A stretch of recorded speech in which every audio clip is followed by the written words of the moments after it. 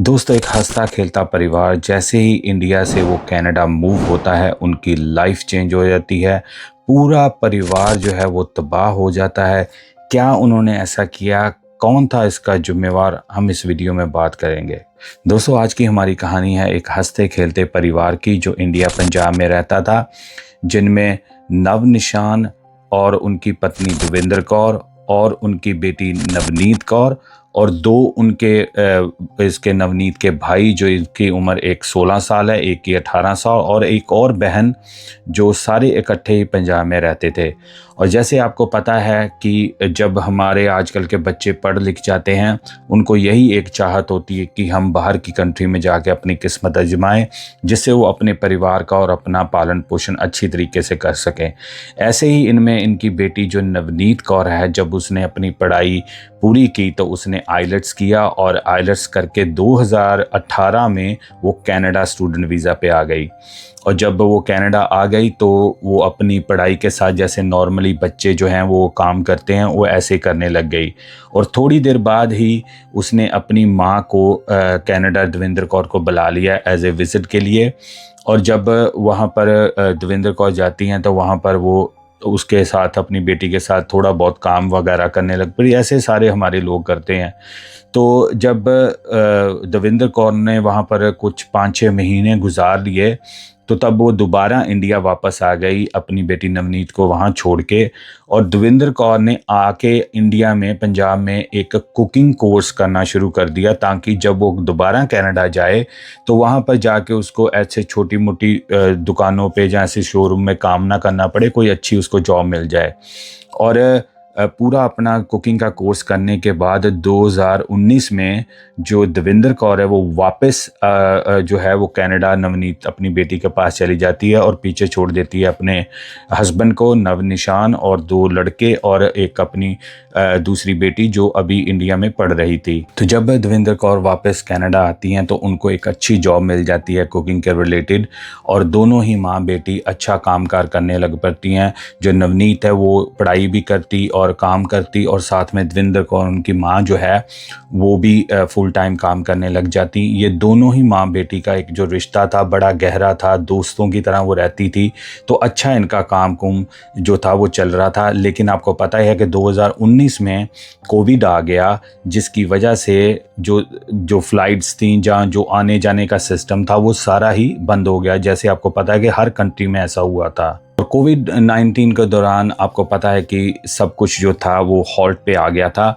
इसकी वजह से जो पीछे इनका पति था नव निशान, और 2 बेटे और 1 बेटी, वो स्टक हो गए इंडिया में। उनको वो किसी भी तरीके में वो बुला नहीं पा रहे थे, क्योंकि कोई भी वीज़ा वगैरह इतना नहीं लग रहा था, फ़्लाइट्स वगैरह तकरीबन बंद हो चुकी थी। तो वो परेशान थी दोनों माँ बेटी कनाडा में कि कैसे हम अब करेंगे। और दूसरे नंबर के ऊपर वो चाहती थी कि उनका परिवार जो है इस समय वो कनाडा में आ जाए, क्योंकि वहाँ पर बच्चों के लुक आफ्टर करना भी नव निशान की तरफ से परेशानी हो सकती। तो इसलिए वो चाहते थे कि वो कनाडा आ जाएं, बाकी बच्चे भी और उनका हस्बैंड भी। और जब कोविड दोस्तों थोड़ा सा उसका जो तेज़ी थी वो कम हुई, कुछ देर बाद आपको पता ही है कि फ़्लाइट्स वगैरह दोबारा से रिज्यूम हो गई। तो तब दोनों माँ बेटी का खुशी का ठिकाना नहीं था, क्योंकि वो सोच रही थी चलो अब हम अपना जो बाकी फैमिली मेम्बर्स हैं उनको भी बुला लेते हैं। तो जब इन्होंने उनका भी विज़िट वीज़ा अप्लाई किया, जिसमें नव निशान जो कि देवेंद्र के हस्बैंड हैं और 2 दूसरे बेटे, उनको विज़िटर वीज़ा जो था वो मिल गया। अगर आप सोच रहे हैं कि दूसरी बेटी का, उनका रिपोर्ट्स की मानी जाए तो कुछ इशू था स्टडी का, इनकी वजह से वो आ नहीं सकी कनाडा। बाकी ऑलमोस्ट सारा परिवार कनाडा में अब आ चुका था।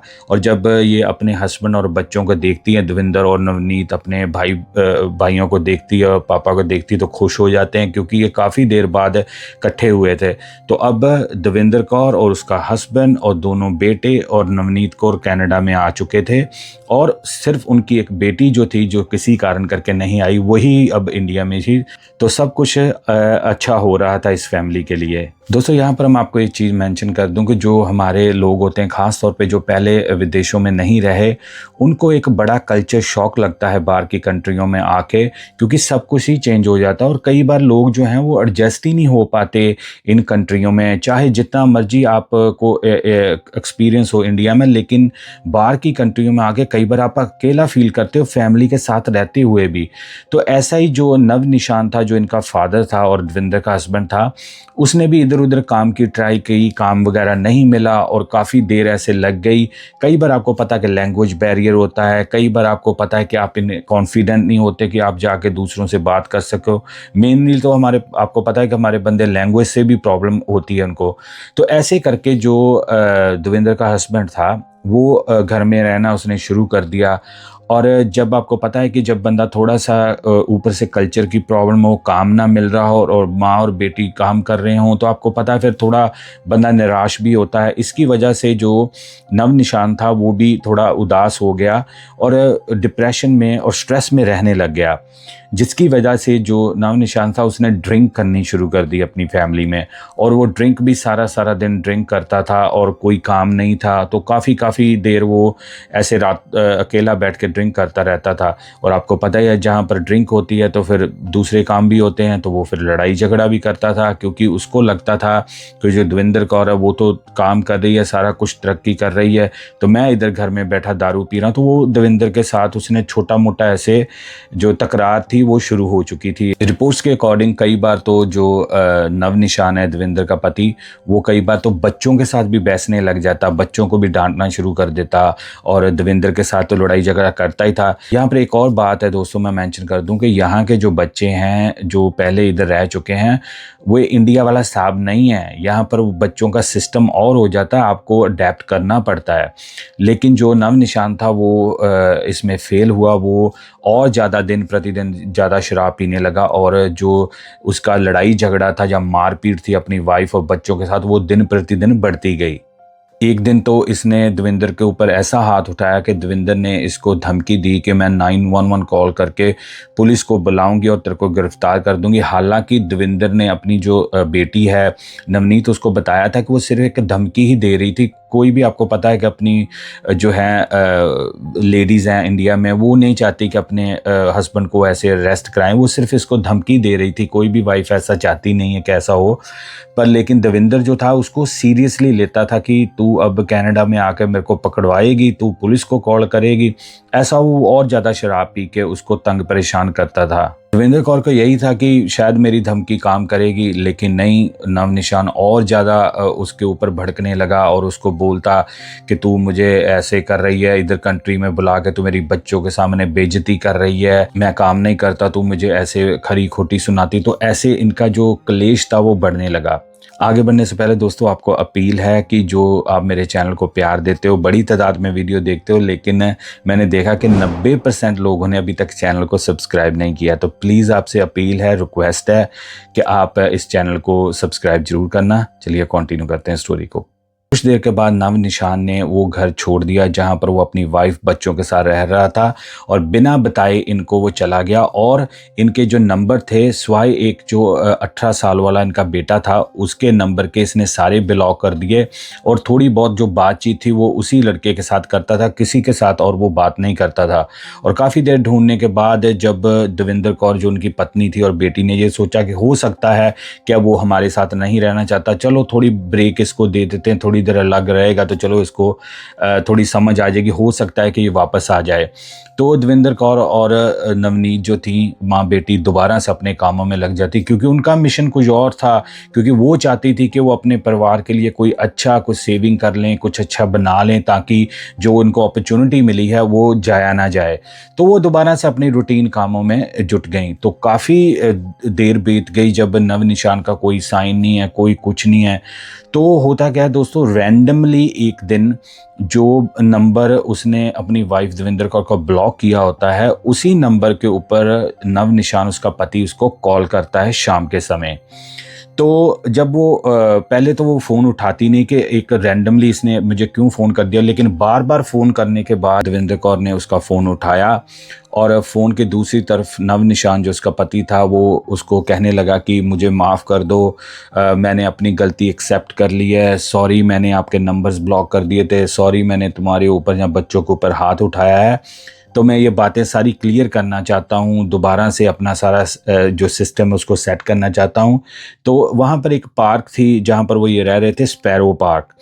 तो वहाँ पर उसने उसको दविंदर को बोला कि जब तू आएगी काम फिनिश करके तो मैं पार्क में तेरा इंतज़ार करता रहूँगा, तू उधर आ जाना, तो तेरे से मैंने फिर कुछ बातें जो क्लियर करनी, क्योंकि मैं नहीं चाहता कि बच्चों के सामने ये सारी हम बातें डिस्कस करें। तो जो दविंदर कौर थी उसने बिल्कुल सही किया, उसने अपनी बेटी को फ़ोन किया नवनीत कौर को और उसको बताया कि तेरे बाप का फ़ोन आया था, तेरे पापा का, और वो मुझे कह रहा है कि मुझे स्पैरो पार्क में आके मिलो, जो हमारे रिश्ते में कड़वाहट आ गई थी मैं उसको दूर करने की कोशिश करूँगा और मैं सॉरी फ़ील कर रहा हूँ। लेकिन नवनीत ने अपनी माँ को रोका, ऐसे ना जाओ, और यहाँ तक भी नवनीत ने कहा था कि मैं तुम्हारे साथ चलती हूँ, थोड़ी वेट करो। लेकिन जो दविंदर कौर थी, और मना करने के बावजूद भी जब दविंदर कौर ने अपना काम फिनिश किया तो वो अपने हस्बैंड नव निशान को मिलने के लिए स्पैरो पार्क चली गई। और जब वो पार्क में चली गई तो उसके आधे घंटे तक 1 घंटे तक जब वो अपनी घर वापस नहीं आई जहाँ पर नवनीत रह रही थी और दूसरे बच्चे रह रहे थे, तो नवनीत को और बच्चों को टेंशन हुई। उन्होंने अपनी माँ को कॉल करने शुरू कर दिए कि अभी तक आई नहीं है, क्या बात है, कहाँ चले गए हो आप। लेकिन उसका फ़ोन बज रहा है लेकिन उठा कोई नहीं रहा। तब नवनीत ने अपने वो वाले भाई को, जिससे वो उसका बाप बात करता था, उसको बोला कि जा देख के आ, ऐसे ऐसे उसने मुझको लास्ट टाइम बोला था कि मैं स्पैरो पार्क में पापा को मिलने जा रही, जाकर देखो। और जब उनका भाई वो पार्क में जाता है तो पहले तो इधर उधर वो ढूंढता है, उनको उनकी माँ दिखती नहीं, ना ही उनका पिता जो था नव निशान वो दिखता है। और जब ज़्यादा आगे जाके वो पार्क में देखता है तो उसके पैरों में से ज़मीन निकल जाती है, वो बिल्कुल एक तरह से सुन्न हो जाता है वो दृश्य देख के, जहाँ पर उनकी मदर दविंदर कौर एक कनाल सा था, उसमें लाइफलेस उनकी बॉडी पड़ी हुई थी और चाकुओं के निशान उनकी बॉडी के ऊपर थे। तभी जो उनका बेटा था उसने पुलिस को फ़ोन की और नवनीत अपनी बहन को अलर्ट किया कि ऐसा हो गया है।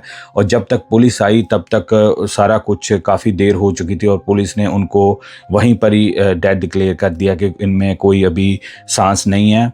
तो पुलिस जो बच्चों ने डिस्क्रिप्शन बताई और जो बेटे ने बताया उसके बिहाफ के ऊपर जो उनका पति था नव निशान, उसको ढूंढना शुरू कर दिया। और कुछ ही दूरी के ऊपर पुलिस को जो नव निशान था घूमता पाया गया और उसको अरेस्ट कर लिया गया और इन्वेस्टिगेशन शुरू कर दी।